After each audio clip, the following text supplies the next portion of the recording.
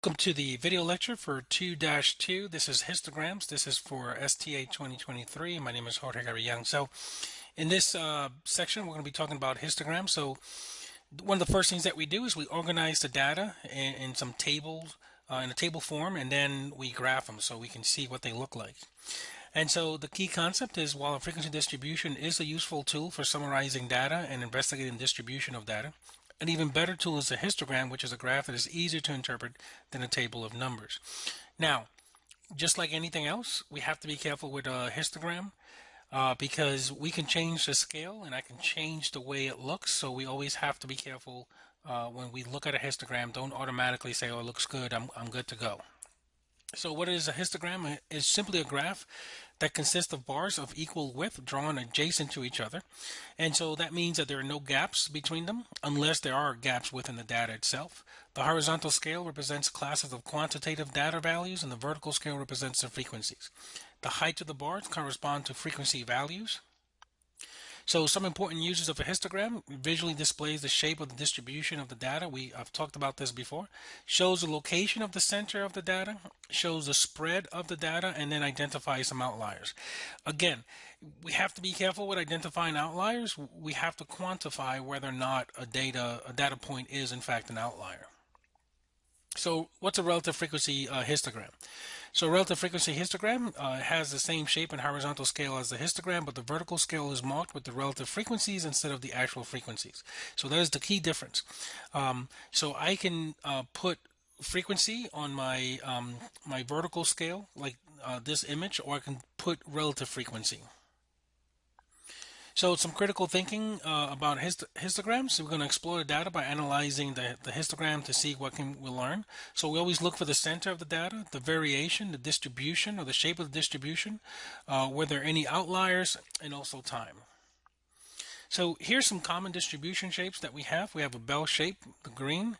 We have a uniform distribution.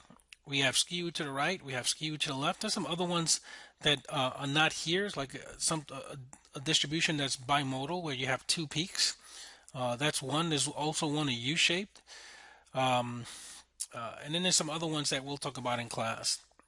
So a normal distribution, because this histogram is roughly bell-shaped, we say that the data has a normal distribution. So whenever you hear me or read in the textbook or see something that says has a normal distribution or approximately normally distributed, this is what they mean. They mean that if we were to graph it, it will be a nice bell curve.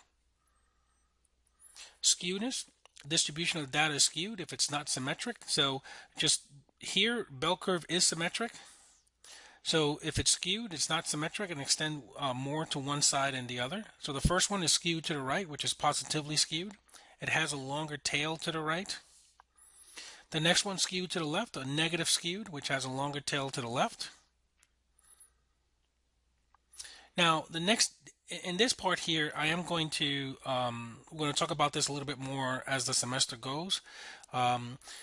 So I probably won't show how to do assessing normality with graphs right at this moment. We'll do it later on in the course. But some of the things that we do, so whenever we conduct any of the tests that we're going to be talking about in this course, we have to ensure that the data that we have is either normally distributed or approximately normally distributed. And there are several ways that we can do this. But perhaps the best way to do it is to actually create a normal quantile plot. So a normal distribution, the pattern of the points in a normal quantile plot is reasonably close to a straight line. And the points do not show any systematic pattern that is not a straight line pattern. So not a normal distribution. The population distribution is not normal. If they call this a QQ plot, has either or both of the two conditions.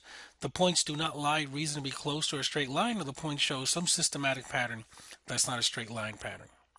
So here you can see a QQ plot. So the points are reasonably close to the straight line pattern. Now, some students say, well, there's some deviations. It's not going to be perfect, but overall, you can see that the points do follow a nice line. And so this, if you were to create a QQ plot, this is what it should look like. Now, this is not a normal distribution, so the points do not lie reasonably close to the straight line, as you can see. and then also this one. Now, a lot of times data sets have tails, and you can see here, like it sort of looks like it has a tail here and a tail there, and also there is some deviation within this range and also within this range.